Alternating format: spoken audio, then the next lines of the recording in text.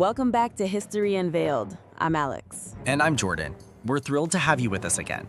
In our last episode, we explored the foundational strategies of AZEC and how they mobilize support for Zionism.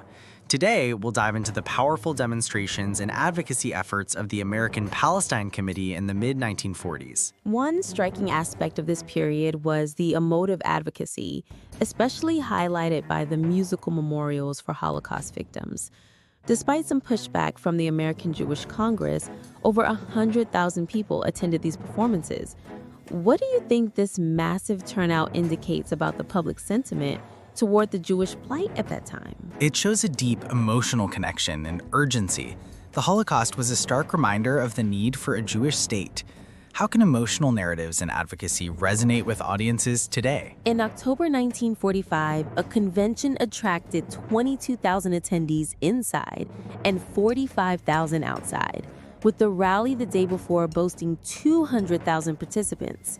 The banners read, "Fed up with false promises," and 6 million Jews dead is enough. How did these powerful visuals and messages contribute to the movement's momentum? They created a visceral impact, linking the urgency of the Holocaust to the necessity of a Jewish homeland. This kind of visual advocacy can be incredibly effective. What are some modern examples where visuals have played a crucial role in social movements? Speeches at these events were equally powerful. For instance, House Majority Leader John W. McCormick accused Britain of using its power against Jewish survivors. He stated, "The time has come for the Jewish nation to reclaim Palestine." What do you think the role of political leaders' rhetoric was in galvanizing public support? Political rhetoric can mobilize communities and influence public opinion. It frames the narrative and can inspire action.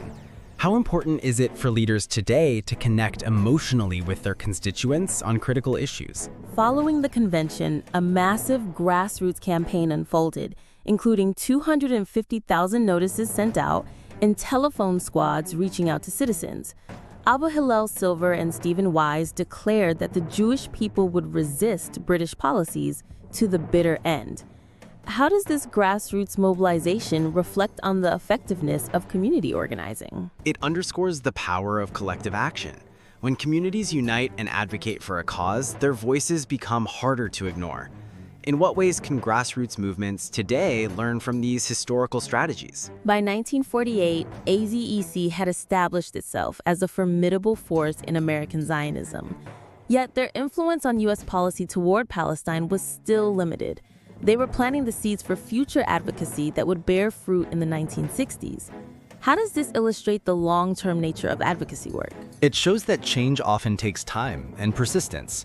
While immediate results may not be visible, foundational work is crucial for future success.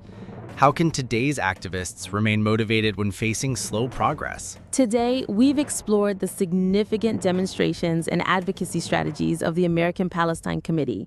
Their ability to mobilize large crowds and leverage emotional narratives was groundbreaking. What lessons can we take from this about the importance of emotional engagement and advocacy? It reminds us that effective advocacy requires not just facts, but also the ability to connect with people on an emotional level. As we reflect on these historical dynamics, how can we ensure our own advocacy efforts resonate deeply with our communities? Thank you for joining us. We hope this discussion has illuminated the complexities of American Zionism and its advocacy efforts during a pivotal time in history. Let's continue to reflect on how these historical dynamics shape our understanding of advocacy today. See you next time on History Unveiled. We'll be back with more stories that shape our world.